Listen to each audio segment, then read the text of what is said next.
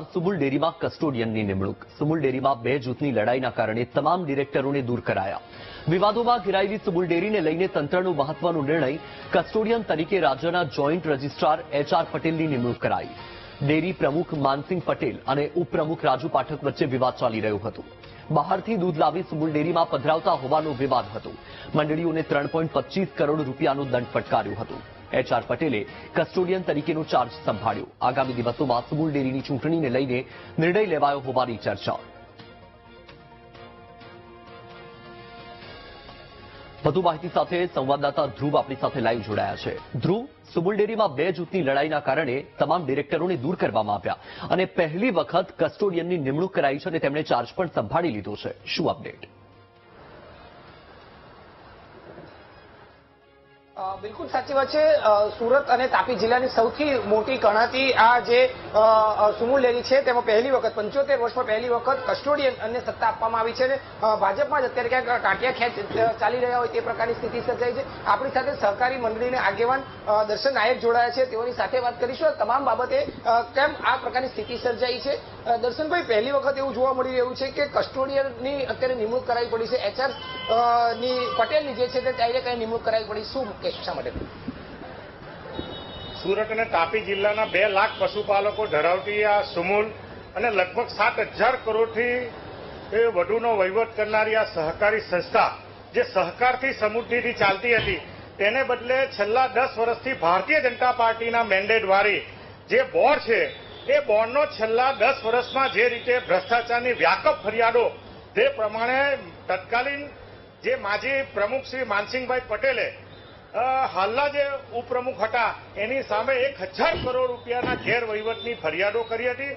અમારા દ્વારા પણ 2020 થી 2025 સુધીમાં જે સહકારી સંસ્થાના નિયમ મુજબ, એના પેટા કાયદા મુજબ જે વહીવટ કરવાનો હોય છે તેને બદલે પોતાના લાભ માટે, ડિરેક્ટરના હિત માટે અને આ સંસ્થાને ગેરવલ્લે કરવા માટેનો જે વહીવટ હતો, એના અનુસંધાનમાં ભારતીય જનતા પાર્ટીના લોકો પોતાના માટે, સંસ્થાના સભાસદોને માટેને બદલે પોતાના માટે, પોતાના લાભ માટે આ પ્રકારની પ્રવૃત્તિ કરતા એની અસંખ્ય ફરિયાદો આ સરકારની સામે ગઈ હતી।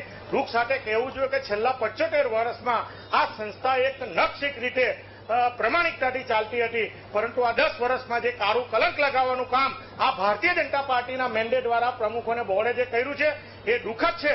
એટલે ફક્ત ને ફક્ત સહકારથી સમૃદ્ધિને બદલે આ ભ્રષ્ટાચાર રૂપે જે વહીવટ કર્યો છે એને લીધે આવનારા દિવસોમાં આના ઘેરા પ્રત્યાઘાત આ સુમુલ અને તાપી પર પડવાના છે। ફક્ત ને ફક્ત ભારતીય જનતા પાર્ટી જે સહકારની વાત કરતી હતી તેને બદલે આ ભ્રષ્ટાચારના કારણે આજે દક્ષિણ ગુજરાત અને સુમુલ એની પર જે સહકારી સંસ્થાનો કાળો કલંક લગાવવાનું કામ કર્યું હોય તો આ બોર્ડે કર્યું છે।